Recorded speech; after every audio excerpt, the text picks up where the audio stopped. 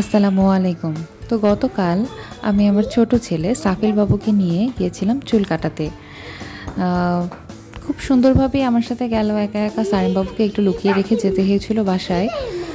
যাই হোক, তো আমরা চুল কাটাতে গেলাম বাসার পাশেরই একটা ছোট সেলুনে। এখানে আমি সারিম বাবুকেও ১ম চুল কাটিয়েছিলাম। তো সাফিল বাবু যে খুব শান্ত বাচ্চার মতো ওখানে সিটে বসে আমার সাথে কথা বলছিল। খুব জ্বালাতনও করছিল না, কোনো ভয়ও পাচ্ছিল না। চুপচাপ আমার সাথে গল্প করতেছিল।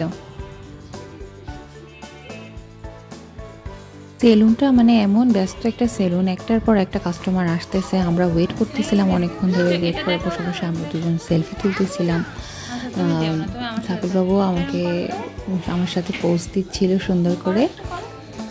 তো ওখানে আমরা থাকা অবস্থায় একটা বাচ্চাও আসছে, ওর মতোই সাফিল বাবুর মতোই বয়স। সাফিল বাবুর তো এখনও 2 বছর হয়নি, এবারে সামনে ফেব্রুয়ারিতে 2 বছর হবে। তো আমাদের অপেক্ষার পালা শেষ করে এবার আমরা যাচ্ছি ফাইনালি চুল কাটাতে। কি সুন্দর ও যাচ্ছে বলার সাথে সাথে।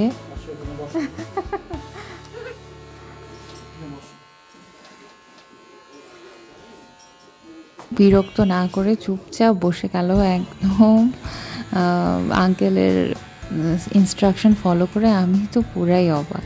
আর চুল কাটার সময়ও কোনো ভয় পাচ্ছে না, ট্রিমার চালাচ্ছে তারপরেও কোনো ভয় পাচ্ছে না। আমি একদম পুরাই অবাক। আরেকটা বাচ্চাকে নিয়ে এসেছিলেন, তার বাবা মা দুইজনই এমন কান্নাকাটি করছিল। বাচ্চাটা প্রথম থেকেই সেলুনে ঢুকতেই চাচ্ছিল না, তারপরে এমন কান্নাকাটি, তাকে নানান কিছু দেখানো হচ্ছে, নানান কিছু বলা হচ্ছে, বলে বলে তারপরে কাটাচ্ছে। তারপরেও মা বাবাই একদম অতিষ্ঠ হয়ে যাচ্ছিল।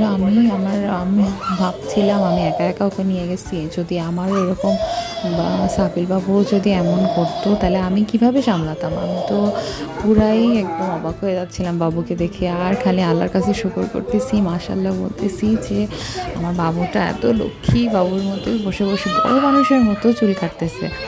খালি পাশের পিচ্চিটাকে দেখতেছি, পাশের বাচ্চাটা কোন কান্নাকাটি করতেছে। আর বাবু যেভাবে বলতেছে সেলুনের আঙ্কেল, ঠিক সেইভাবে সেটা ফলো করতেছে, আবার সেটা আবার শুনতেছে। আর এইসব যখন একদম ব্লেডটা দিচ্ছিল, আমি তো এত ভয় পাচ্ছিলাম যে ও আবার একটু মাথা টাথা নাড়ায় ফেলে কিনা, হাতে আবার কেটে টেটে যায় কিনা। এই দেখেন আরও একটা পিচ্চি আসছে। মানে ওনাদের সাথে আমি আগেই কথা বলছিলাম যে বাচ্চা কোথায় কাটানো যাবে। আসলে সব আগে একটা প্রথমবার যখন আমি সারিম বাবুকে কাটাইছি, ওই সময় সেলুনে ওনারা পারে না। তো একদম সারিম বাবু মানে বমি করে দিয়েছিল। তারপরে ওনারা তো একদম বিরক্ত টিরক্ত কেমন।